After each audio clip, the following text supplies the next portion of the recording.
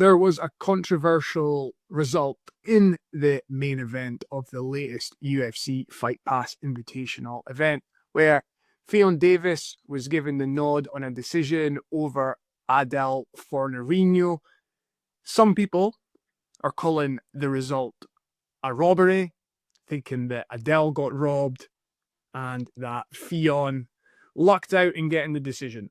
Would I call it a robbery? No. And on this Jiu Jitsu Oracle, I, Ross, will explain why I understand why the decision was made by the judges. So let's set the scene first.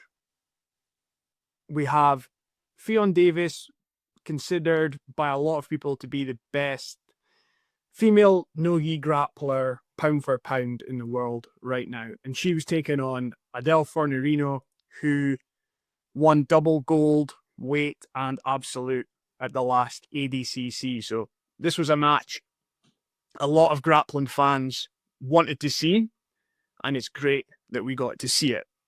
It was taking place in UFC FPI, which for this event was implementing a new rule set and scoring system where they were, much like CJI, breaking the matches down into 3 5-minute rounds and then awarding the winner of each of those rounds 10 points in the 10-point must scoring system, and then the loser of each of those rounds 9 points or less.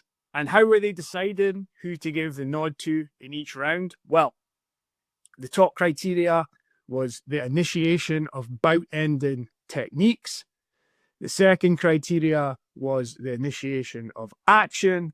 And then the last criteria was the duration of control. So just remember that, because we'll get back to those things when we discuss the match and why I understand why the judges leant towards Ffion. That said, if I was just watching the match as a whole, as 15 minutes of two people grappling against each other, I could well lean towards giving Adele the nod in that situation.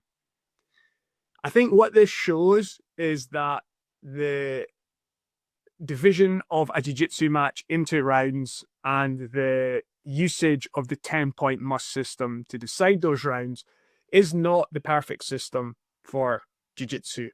And I think even at the last CJI, we saw that, because the Kedro Tolo Levi Jones Levy final in the lighter weight category for the $1 million prize was controversial. Some people favored Cade, like myself. Some people favored Levi.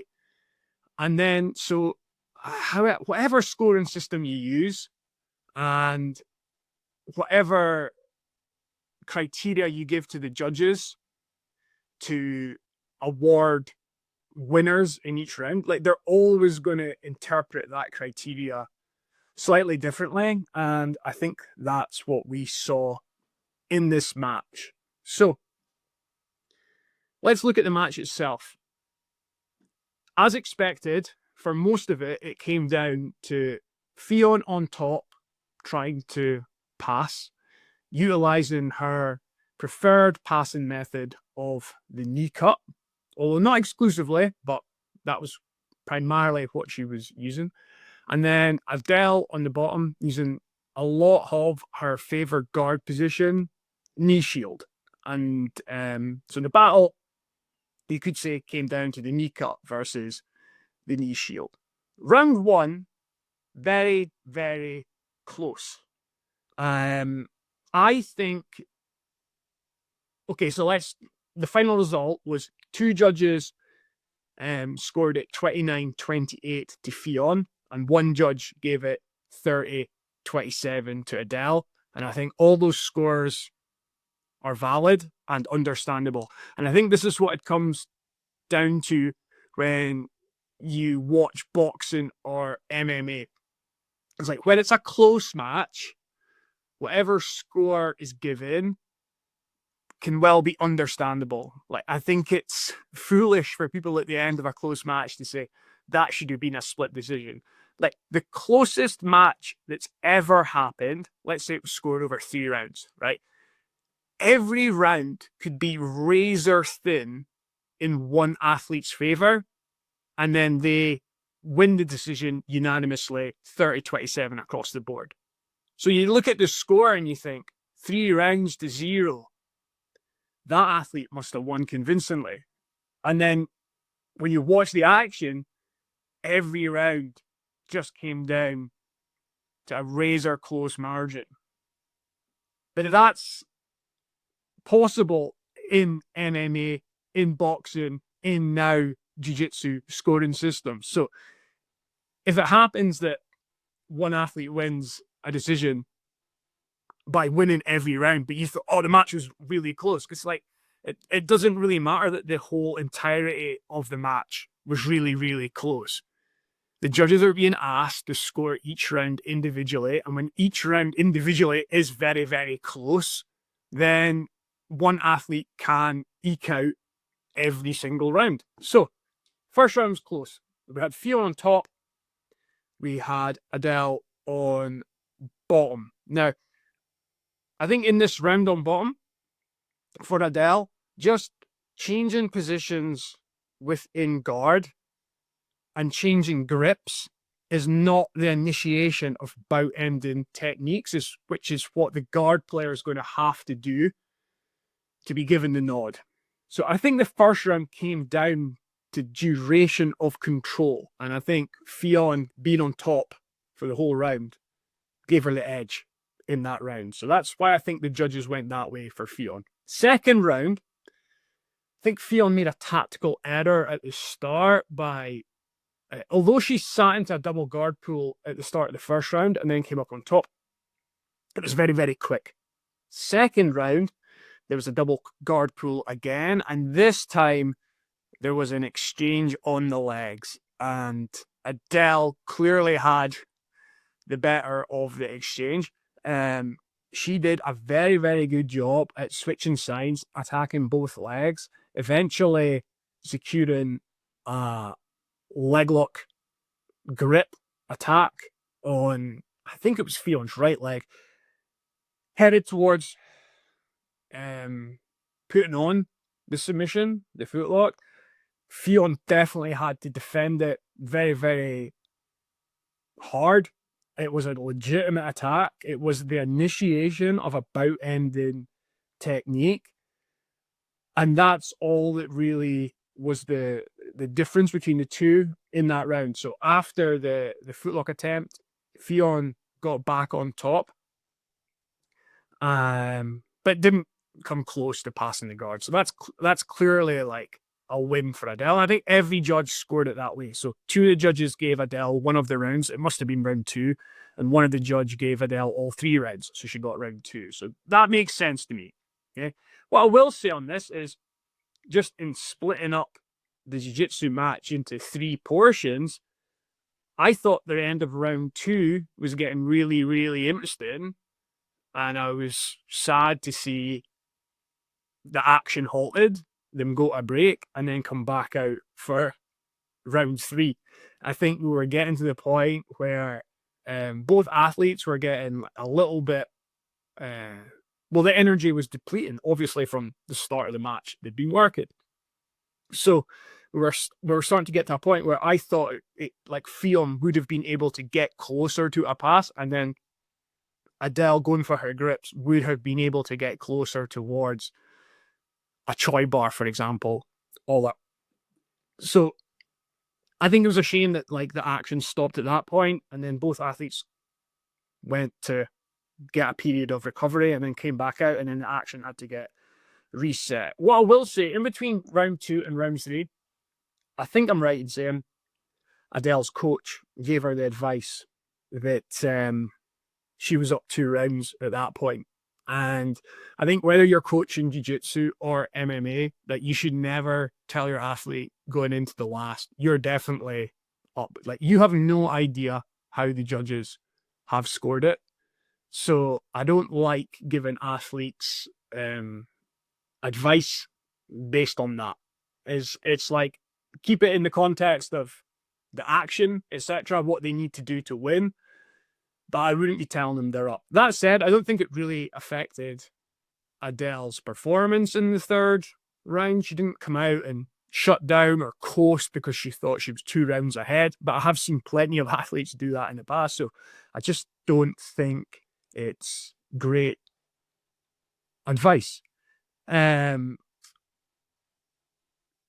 So what it comes down to in this round is who's initiating the action. And I think Fion's coach, I believe it's Joe from Los Banditos, made the point of Adele, in his perspective, was countering what Ffion was doing.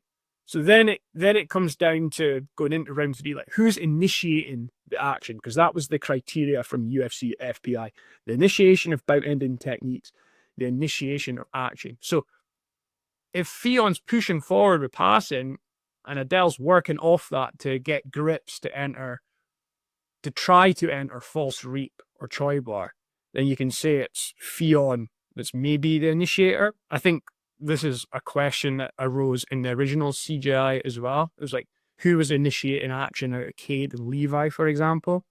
And again, like, you're leaving it for judges to make the interpretation of that situation. Adele came out to start the round with a flying scissor attack, which I hate to see because I think there's too much risk of injury. And if you look at sport across the board, movements where there's an increased risk of injury on an opponent are pretty much removed from the sport. So I think jiu-jitsu could do that with a flying scissor. Much like there's different tackling rules in NFL and rugby, for example, that are designed to protect athletes. But it was basically a guard pull. And then in this round, we saw Ffion trying to pass. She started trying to use a stack pass, which I like to see because it was asking a different question of Adele and making her defend. So you have to say that, like, the initiation there is going towards Ffion, even if, like, it never came close to a pass. So it might be go back to that situation of, like, who's in the controlling position in that situation. And I think, again, it's Ffion. I will say on the guard passing situation, I think Ffion is so strong with the knee cut that she's always going to favor that. I think her coach was saying to her, maybe use a bit more outside passing, and there was just like a couple of flashes of it in the match. But when I found with athletes, when, like, you can even, like, work your outside passing a lot in the gym to prepare for the match because you're thinking, yeah, I don't want to get bogged down in knee shield. But, like, when you're tested against a really, really good athlete, both these guys are, like, best in the world, right there at the top level of the sport, then, like, you'll go back to where you feel you're strongest. So I think Ffion felt her strongest in the knee cut, even though that was putting her in a position where she was in Adele's strongest guard game. So we did see a little flash of round passing. We saw a bit more of an attempt at stack passing in round 3. I think, like, utilizing all these things are what's needed to crack the code of trying to get past a really, really good guard. It's like not only threatening one style of passing, going through, threatening multiple styles of passing, through, round, over/under. Within that, sometimes that's even not enough. You have to threaten submissions from top. So, like, can you get a Darce or a Kimura grip? Within that, sometimes that's not enough. Like, you have to create situations where there's some back exposure. So maybe try to use a leg drag. Just, like, not even necessarily get the back, but get a reaction that can get you back in a more favorable position. But it's, like, really tough to crack the code of a guard like Adele's. I'm not surprised Ffion wasn't able to do it in the match. I think Adele's guard, the guard game she plays, reminds me of training with my regular co-host for this pod, Callum. He is very, very good at, if you're playing high on your round passing or through passing and you're leaving arms out, he's exceptional at latching onto choi bars. Adele's exceptional at choi bars and near locks on the other side. So like when you're going forward, you have to be very careful to keep your elbows in, right? But because you're so wary of keeping your elbows in, it can limit you on how far you want to go forward. So that's tricky, right? Then at the mid-range, she's very, very good at attacking the false reap. Callum's really good at using that kind of reverse De La Hiva like position as well. Like in the gi, he was a bed and bowl machine, and that might be coming back into his game. But yeah, there's like that tricky area if you stay mid range, and then like if you back off, he's very, very good at wrestling up now. And you can also leave a foot behind, and if he snags the foot, you're in trouble, right? And Adele, very, very good at footlocks as well. So whatever range you're attacking her guard or trying to, it's very, very difficult. So I think Ffion felt more comfortable setting up camp in that knee cut kind of posture. And I get to why, because it's about keeping yourself safe and taking away your opponent's attacks a lot of the time. That said, it then makes it difficult for you to like initiate a pass that you can complete, but then it comes back down to who's in control of that situation. And I think like one thing with Adele is like just because you're switching grips to grab a false reap or start to grab a choi bar is like you're still a long, long way away from that bout ending technique. So the false reap leading to a leg lock, or the choi bar grip leading towards an armbar finish. So I can see why like the judges might not have scored that highly in Adele's favor. So ultimately, what I'm saying is, two of the judges gave it 2-1 in rounds to Ffion, 29-28. I think that would be round 1 and round 3. And I can understand why they did that. That's what it comes down to. Round 2, obviously, Adele's round. Now, I think at the end of the match, before I get into that, you let me know in the comments what you think about the match, who deserved to win, the scoring system, and judges' interpretation. Yeah, so get into the comments and let me know. So after the match finished, I think Ffion's very, very gracious in victory. She said, and I'm slightly paraphrasing, but she said that she didn't want to win like that. And the match was very, very tight, and she'd be up for a rematch. I think that's absolutely fair from her. We'll get into whether that rematch is indeed possible in a little bit, but I think Ffion was like very fair in her assessment of the situation. I think it's unfair to like her to really take away from her victory by like focusing on whether it was a robbery or not. So what I'm trying to say is I understand why fans will shout that, but I also understand why the judges went their way. So the rematch possibility.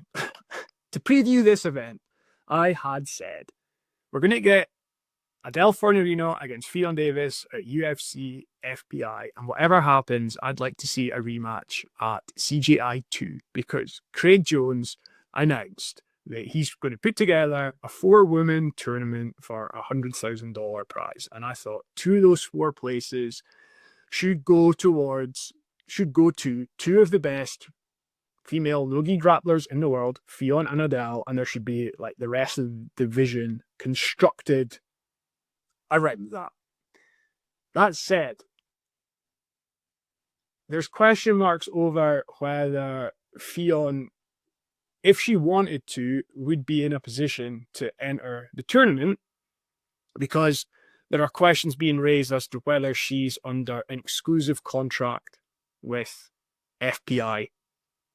Now, nothing's like, this is speculation. I've not seen official confirmation anywhere. I've heard bits and bobs. Craig has I think it's fair to say, suggested that some athletes might not be able to take part in CJI because of exclusivity.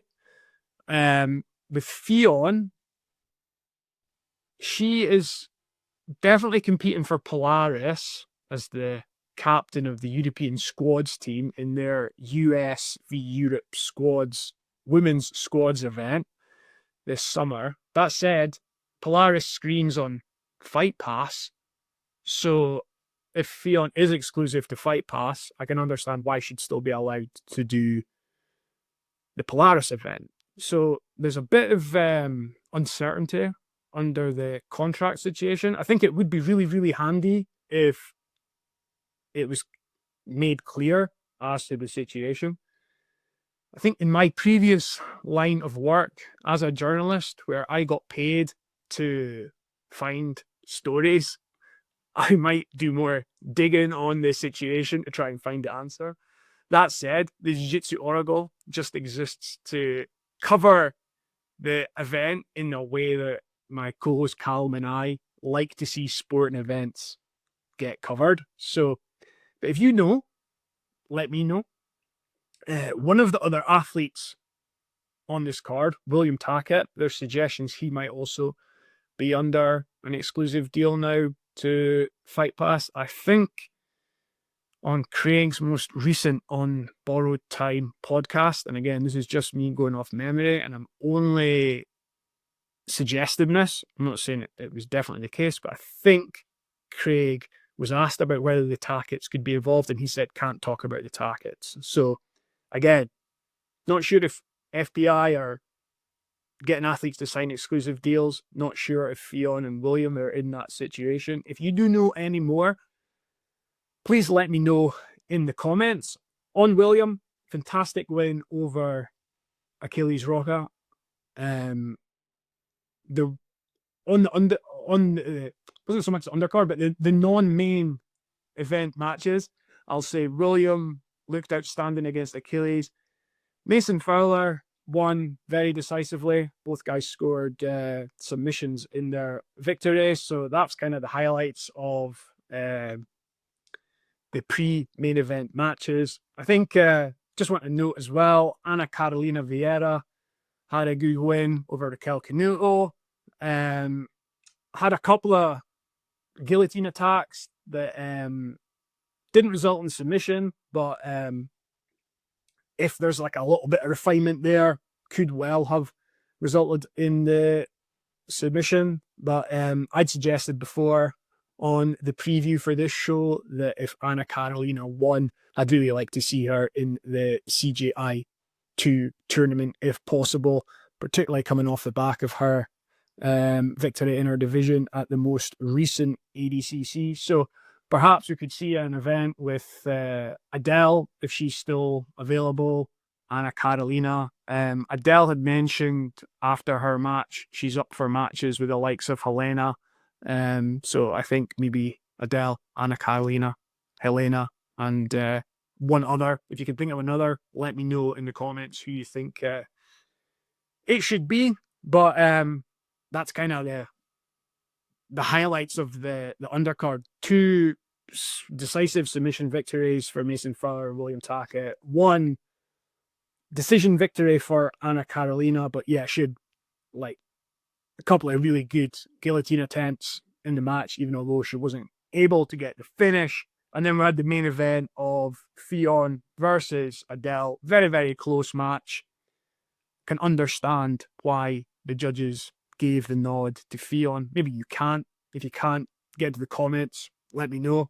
And yeah, hopefully we can find a way to get a rematch between the two. But if you know any more about the exclusive contract situation that some of these athletes might be under, get into the comments and let me know. And it's IBJJF Worlds this weekend, so I'll try my best to come back with some thoughts on that action. So like, subscribe, follow the Jiu Jitsu Oracle, and we'll do our best to keep you up to date with all that's happening in the elite submission grappling scene.